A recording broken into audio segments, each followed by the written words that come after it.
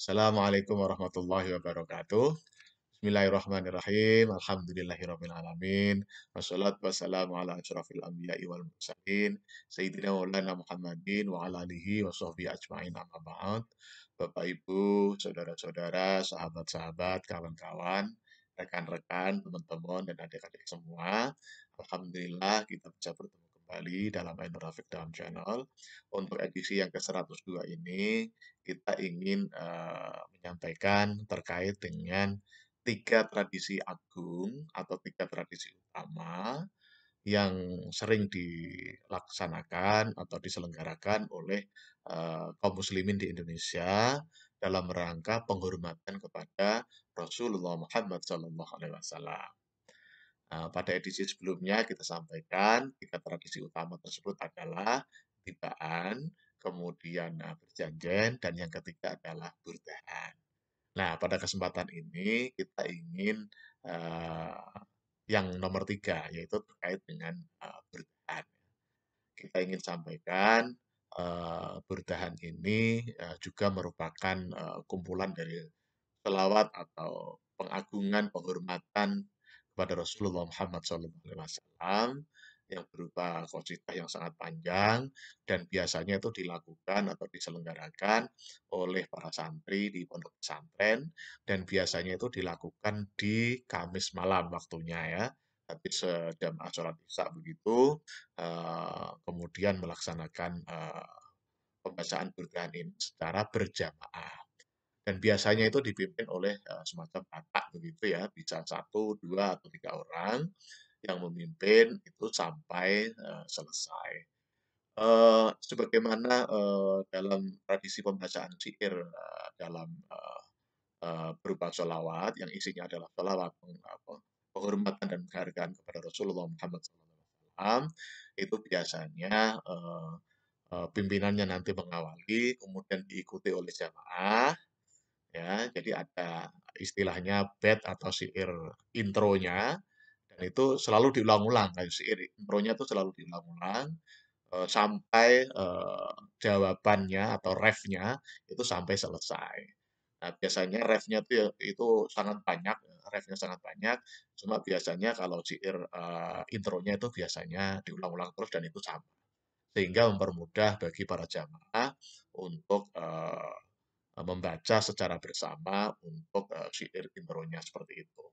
Nah, terkait dengan burdahan ini, seperti bacaan-bacaan sholawat lainnya, itu biasanya dimulai dengan hadoroh ya, ila hadratin Nabi Mustafa Muhammad sallallahu alaihi wasallam dan selanjutnya, kemudian Al-Fatihah biasanya 3 kali, yang pertama kepada Rasulullah ya, kemudian selanjutnya kepada para ulama, para sahabat, macam-macam semuanya, tabiin-tabiin dan selanjutnya, kemudian kepada seluruh umat Islam di dunia, dan yang terakhir biasanya adalah khusus bagi para kiai yang ada di pesantren itu dan juga orang tua kita. Nah, biasanya orang tua kita masing-masing. Itu biasanya Al-Fatihahnya itu 3 kali ya. Nah, kemudian dimulai dengan bacaan seruan. Seruannya itu dipimpin atau dibaca oleh pimpinannya atau oleh bataknya. Jadi batak itu istilahnya adalah pimpinan pembacaan burda itu namanya batak. Itu bisa satu, dua, atau tiga orang. Nah, biasanya seruannya itu bunyinya Allahumma sholli ala Sayyidina Muhammad. Kemudian jamaahnya menjawab Allahumma sholli alaihi. Dan selanjutnya karena bareng-bareng jadi suaranya bisa lebih kencang ya. Nah, barangkali untuk kali ini kita ingin mencoba atau kita ingin membaca cukup 2 bait saja untuk refnya, kemudian kalau untuk syair intronya kan nanti diulang-ulang ya. Kita cukup membaca 2, mungkin kapan-kapan nanti kita baca lebih lanjut lagi, tapi ini kita juga ingin melihat isinya seperti apa untuk 2 bait ini. Barangkali itu bisa kita mulai ya. Allahumma sholli ala Sayyidina Muhammad. Allahumma sholli alaihi. مولاي صل وسلم دائما أبدا على حبيبك خير الخلق كلهم. Kemudian dijawab oleh jamaah, مولاي صل وسلم دائما أبدا على حبيبك خير الخلق كلهم. Kemudian bataknya membaca refnya. Ya, untuk refnya ini kita coba membaca 2 bait saja ya. Nanti akan coba kita lihat isinya seperti apa. Kita lanjut ke refnya ya setelah kita ulang lagi mulai dari syair intronya. Allahumma shalli ala sayyidina Muhammad. Allahumma shalli alaihi. مولاي صل وسلم دائما أبدا على حبيبك خير الخلق كلهم. Dijawab مولاي صل وسلم دائما أبدا على حبيبك خير الخلق كلهم. فلا تروم بالمعاصي كسر شهواتها إن الطعام يقوي شهوة النعيم مولاي صل وسلم دائما أبدا على حبيبك خير الخلق كلهم والنفس كالطفل إن تهمله شاب على حب الرضاع وإن تفطمه ينفطم مولاي صل وسلم دائما أبدا على حبيبك خير الخلق كلهم. Nah, itu hanya contoh refnya saja, 2 bait untuk refnya 2 bait saja. Nah, kita ingin coba melihat isinya seperti apa. Barangkali dalam beberapa referensi disebutkan bahwa Qasidah Burdah ini eh, adalah karya Imam Busiri ya. Nah, Imam Busiri itu menurut kisahnya itu adalah seorang imam yang memang ahli syair beliaunya, ahli syair. Nah, kebetulan beliau pada suatu saat beliau itu dicoba oleh Allah, diberi musibah oleh Allah Subhanahu wa taala berupa kelumpuhan ya, kelumpuhan atau penyakit lumpuh. Nah, kemudian eh, Imam Busiri ini kemudian membaca syair atau qasidah burdah ini dengan harapan kecintaannya kepada Rasulullah Muhammad SAW sekaligus berdoa kepada Allah Subhanahu Wa Taala agar bisa disembuhkan dari penyakit lumpuhnya ini. Nah, itu ya. Nah, sebagaimana kemarin kita sampaikan di edisi sebelumnya bahwa bacaan sholawat yang disampaikan kepada Rasulullah Muhammad SAW ketika itu dibaca oleh selain Allah Subhanahu Wa Taala dan malaikat-malaikatnya itu dikenal dengan istilah berdoa. Nah, oleh karena itu, ketika Imam Busiri ini, yaitu mu'alif dari Qasidah Burdah ini, ketika membaca qasidahnya dan isinya adalah berupa sholawat dan salam kepada Rasulullah Muhammad SAW, maka pada prinsipnya beliau itu sedang berdoa kepada Allah Subhanahu Wa Taala agar limpahan eh, rahmat, limpahan istighfar, dan juga limpahan doa ini kemudian melimpah ya. Selain ditujukan kepada Rasulullah Muhammad SAW, juga melimpah kepada seluruh umat Islam di dunia, juga para guru-guru dari Imam Busiri, orang tuanya, dan sekaligus kepada Imam Busiri sendiri. Dan alhamdulillah menurut kisah yang ada, beliau bisa disembuhkan dari penyakit lumpuhnya ini. Nah, oleh karena itu memang dalam tradisi keislaman, terutama di beberapa pesantren, juga di beberapa kampung, itu bacaan burdahan ini sering dibaca, khususnya sekitar eh, di hari Kamis malam setelah baca Isya.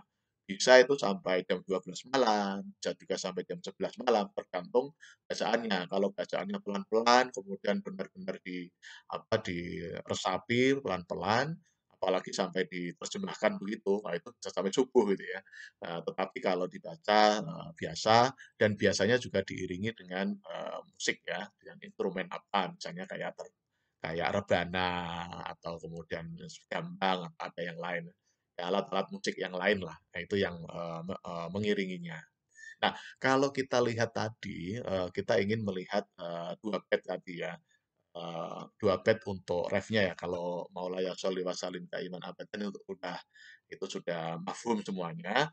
Kita ingin melihat yang, refnya tadi, 2 bait refnya tadi. Tadi kan kita bacakan, "Fala tarum bil ma'asi kasra syahwatiha." Nah, ini artinya apa? Fala tarum bil ma'asi kasra syahwatiha. Bagaimana kita ketahui bersama bahwa yang namanya nafsu, nah di beberapa edisi sebelumnya kita sampaikan bahwa nafsu yang ada pada diri manusia itu kan ada 3 ya, ada 3, yaitu nafsu ammaroh, kemudian nafsu lawamah, kemudian ada nafsu mutmainnah. Ada 3 nafsu ya. Nah, yang disorot di sini adalah, nafsu ammaroh, nafsu lawamah, dan nafsu mutmainnah. Tapi, ketika nafsu ini sebenarnya menurut, kajian kita, sebenarnya nafsu amarah ini bukan hanya bersifat, negatif, tetapi bersifat, ada juga yang bersifat positif. Kan amarah ini kan dorongan ya. Jadi, nafsu yang mendorong seseorang untuk melakukan sesuatu, namanya amarah ya. Dari kata amrun, amar ya, perintah, mendorong gitu ya. Nah, kalau lawamah kan itu kan, keluh kesah yang nafsu untuk keluh kesah, untuk apa, menggerutu dan macam-macam oleh manusia. Kalau nafsu mutmainnah kan memang sudah sangat-sangat tenang dan sebagainya ya. Tetapi ini, kaitannya dengan nafsu yang mengarah kepada hal-hal yang tidak baik. Jadi, fala tarum bil ma'asi, jangan, Anda itu berpikir atau, berasumsi bahwa ketika Anda melakukan kemaksiatan kecil, itu kemudian bisa menghilangkan hawa nafsu tersebut, nafsu yang kurang baik ya, nafsu yang negatif ya. Jangan kemudian ketika kita sudah, eee, me apa, memenuhi memenuhi, nafsu angkara murka kita, nafsu negatif kita, kemudian kita melakukan sebuah kemaksiatan meskipun itu kecil, itu kemudian bisa menghancurkan hawa nafsu itu, belum tentu ya. Karena apa? Ibaratnya adalah inna ta'ama yuqawwi syahwatan na'imi. Karena justru dengan kita memberikan, makanan katakanlah begitu, dengan kita memberikan kelezatan dengan melakukan kemaksiatan itu, maka, nafsu itu justru akan semakin kuat, semakin kuat. Jadi, nafsu nafsu itu akan lebih kuat ketika kita berikan, kenikmatan atau kita berikan, makanan ya katakanlah begitu ya. Jadi, artinya adalah bahwa ketika, kita mau meredam nafsu, jangan kemudian kita justru melakukan kemaksiatan meskipun itu hanya kecil-kecil saja ya, kemaksiatan level bawah lah itu, jangan ya. Tetapi harus kita kekang betul kalau yang nafsu yang kurang baik ya, tapi kalau nafsu yang positif saya kira, bisa nafsu inah, kemudian nafsu ingin, belajar dengan kuat dan sebagainya itu, bisa. Karena, semakin kita belajar semakin tekun, maka kita biasanya semakin menikmati, ilmu yang kita peroleh itu. Itu bait yang pertama. Kemudian yang kedua, "Wan nafsuka tifli intumilhu syabba'ala." Jadi nafsu itu seperti anak kecil, nah, seperti anak kecil ya. Jadi anak kecil itu, ketika dia menyusu kepada ibunya, ketika tidak dilepas ya, ketika tidak disapih ya, kalau bahasanya disapih oleh orang tuanya, maka anak itu akan nyusu terus sampai tua. Nah, makanya kalau dalam, edisi sebelumnya kita berbicara tentang rodhoah ya, tentang rodhoah itu, cukup, 0 tahun 0 bulan sampai 24 bulan usianya, atau dari 0 tahun sampai 2 tahun. Karena hubir rodho'i wa in taftimhu yanfatim. Tetapi kalau misalnya, eee, misalnya itu disape, katakanlah begitu ya. Ketika disape, maka keinginan untuk menyusui itu akan berhenti. Jadi nafsu yang mendorong ini itu ibaratnya seperti bayi yang sedang menyusu pada ibunya. Nah, ketika ibunya itu kemudian di usia 2 tahun, anaknya itu kemudian dicapai, maka nafsu itu akan berhenti atau menyusu itu akan berhenti di usia 2 tahun itu dan tidak akan melanjut. Tapi kalau tidak dicapai, itu akan terus-menerus, bahkan sampai dewasa, sampai usia remaja itu masih nyusu aja sama ibunya. Itu ibaratnya seperti nafsu tadi ya. Jadi nafsu itu selama kita kita berikan, selama kita penuhi keinginannya, maka itu akan terus bertambah dan bertambah bertambah. Makanya dapat diambil pelajaran dari sini bahwa ketika kita terdorong untuk melakukan nafsu yang negatif, hal-hal yang negatif, jangan kemudian kita lampiaskan meskipun itu berbentuk kemaksiatan walau sangat kecil ya. Karena kalau yang sangat kecil itu pun kemudian kita lakukan sebagai pelampiasan hawa nafsu ini, maka hawa nafsu ini akan terus mendorong dan semakin membesar-membesar sepertinya seperti bayi yang sedang menyusu kepada orang tuanya atau kepada ibunya. Barangkali demikian kita ucapkan tagline kita. Sukses di dunia, bahagia di dunia. Sukses di akhirat, bahagia di akhirat. Amin, amin, amin. Terima kasih. Mungkin kita ulang sekali lagi terkait dengan syairnya ya. Allahumma sholli ala sayyidina Muhammad. Allahumma sholli alaihi. مولاي صل وسلم دائما أبدا على حبيبك خير الخلق كلهم مولاي صل وسلم دائما أبدا على حبيبك خير الخلق كلهم فلا ترم بالمعاصي كسر شهواتها إن الطعام يقوي شهوة النعيم مولاي صل وسلم دائما أبدا على حبيبك خير الخلق كلهم والنفس كالطفل إن تهمله شاب على حب الرضاع وإن تفطمه ينفطم مولاي صل وسلم دائما أبدا على حبيبك خير الخلق كلهم. Terima kasih. Assalamualaikum warahmatullahi wabarakatuh.